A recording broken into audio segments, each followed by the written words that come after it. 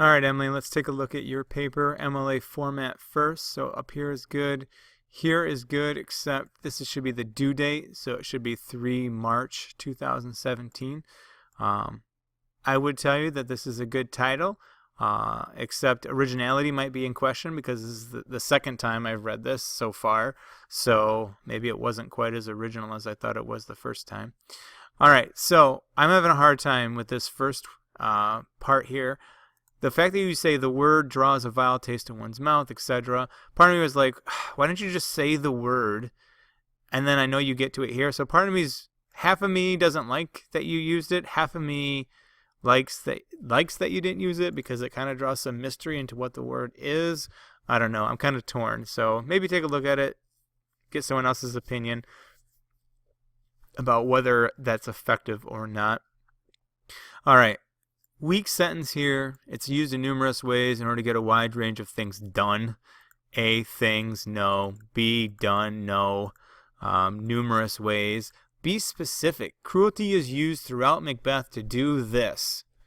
From defeating his enemy's battle to gaining power to silencing those who question his integrity. Macbeth easily has multiple motives behind his many acts of barbarity, except you just mentioned all of them, so why would you even mention it here? I don't know, that's weak. Your thesis statement is fine, except as a whole, cruelty functions as a means of darkening and progressing the action of the work and reveals many sides of Macbeth, including fear, selfishness, and all-encompassing desire for power.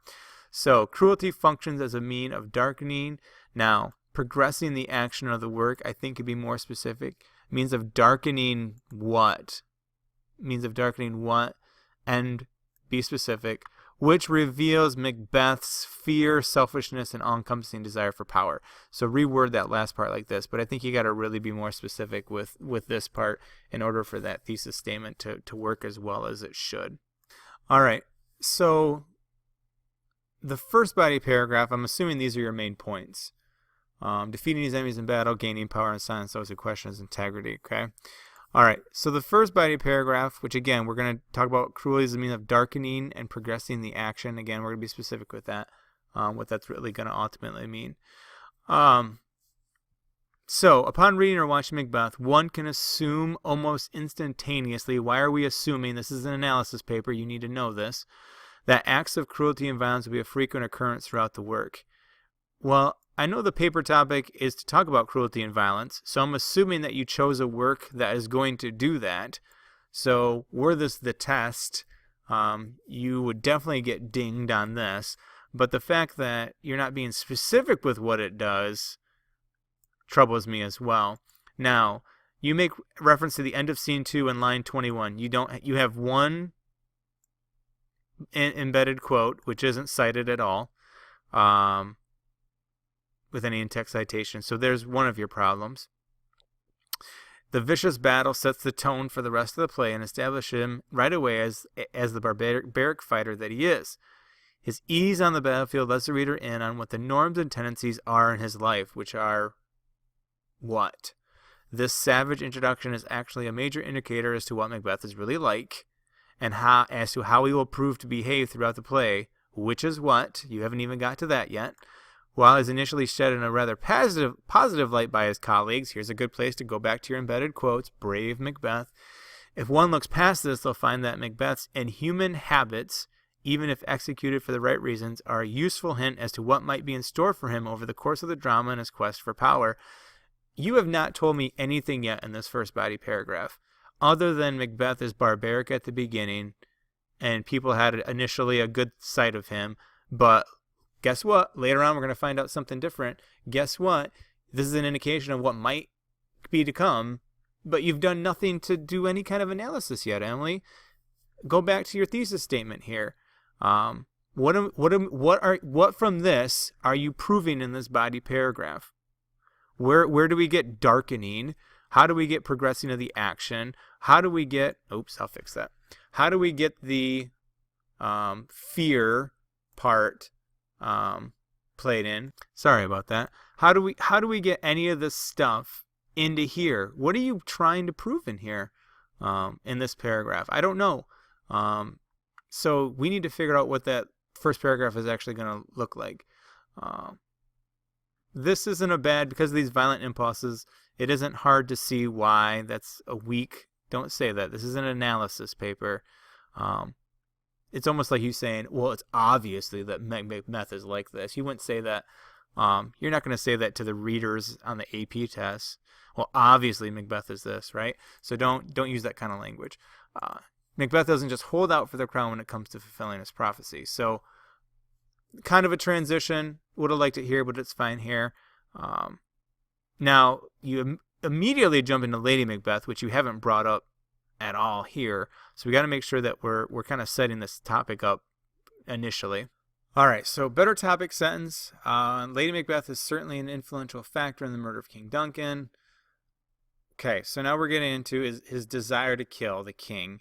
I don't even know why you brought up Lady Macbeth, because really you're focusing on the prophecies down here. So he came to the conclusion that it was his ideal plan of action. It should be noted that it took him a considerably long time to get there. Again, should be noted.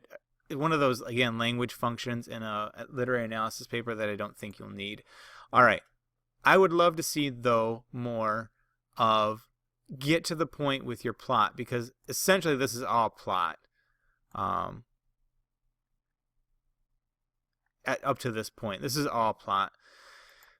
Now, I don't know if I agree with the part where you say, knowing the witches are evil creatures that only wish to tempt him. This was actually Banquo's line in that scene. This is his line. Macbeth says that. But it's Banquo that says, sometimes these instruments of darkness will tempt us with the truth, only to, ruin us in the end. So I'd be careful about that, because that was actually Banquo's line. Now, here is your, actually, I guess we go down a little bit too. This is your analysis. The fact that he knows and acknowledges facts about the witches, yet still makes the choice to kill Duncan, so no comment here, reveals an incredibly power-hungry and even selfish side of Macbeth. So now at least we're talking about power, selfish, okay. But again, all you're doing is repeating the thesis at this particular point, okay. So we're just repeating the thesis. His cruelty in stabbing the king serves as a way to darken the world and incorporate more suspenseful scenes into the play. Is that, we'll get to this in a second, is that really why it's there? Is the point of your paper to say, how does Shakespeare create more suspenseful scenes in the play? I don't think it has anything to do with suspense. I don't think that's at all where you were going, so I don't think that's even a legit thing to say. This is your other factor that I want to look in. It seeks as a way to darken the work. Okay, what does that mean? You bring it up here, the means of darkening. What does that mean? Because that to me is tone. So are you talking about tone? And if so, how does that relate back to your thesis? Is that really what you're going for? Because that's not what I got out of here, a means of darkening. That's not really what I got out of a tone there. So is this really about tone? And if it is about tone, why is that important? And again, what does it have to do with your idea of how he uses cruelty? What does he use cruelty to do, to establish? Shakespeare uses cruelty with Macbeth killing on the battlefield to show us what about him? He uses cruelty when he kills, or when he thinks about killing Duncan and kills Duncan to show us what? Is it really just to show us that he's power hungry and selfish? Okay, but it's got to be deeper than that. Does he really wish to do that to change the tone of the work? Maybe, but you're not specific with that. So there's a lot more we need to go with this idea before we can even expand on it. All right, so I saw this in the introduction and I was waiting for you to get to it. Here, again, more suspenseful scenes. You actually start off by saying that in this body paragraph. You add tension and high emotion to the story. But this isn't at all what your body paragraph is about. Your body paragraph is about him silencing those who question. So why are you putting this in here? I don't like taking care of business. That's not really what you're going for, and it's the wrong tone. So this is really your topic sentence. In order to silence the oppressors who question his right to be king. Good embedded quote there. I like they use that embedded quote there. He, believe the same, explain that Banquo was their enemy. That's good, again. In this scene, as well as in the rest of the drama from this point forward, Macbeth's trigger-happy killing spree, I don't like that wording at all, I think it's the wrong tone, seems to reflect a great deal about him. But see, why are you saying statements like that without backing them up or being specific? But it mainly shows the audience how fearful Macbeth really is. And this is what should have been added into this topic sentence. If we're getting to the part that he's fearful, which you do talk about in your thesis statement, how are you adding it in here? And this is where I'll go back to your thesis statement real quick, okay? Fear, selfishness, desire for power. I don't feel like all three of these things are really talked about in every body paragraph. You talk about like little bits and pieces throughout all of them. But that's why I don't know if all of these need to be in here. Is it too much? And that leads you astray when you get to trying to add all these things in here, okay? All right. This is probably, though, Emily, your best paragraph for mean, because I feel like you're doing a lot of mean in here. Wrong tone. The hawk is almost comical at this particular point. In fact, that he resorts to all he knows, which is wreaking havoc. Love for you to be specific. Macbeth's fear brings out the dangerous, destroying monster that dwells deep inside an honorable man. I like that. Again, that would have been way more effective if you just would have took that out. Okay. Overall, as writing.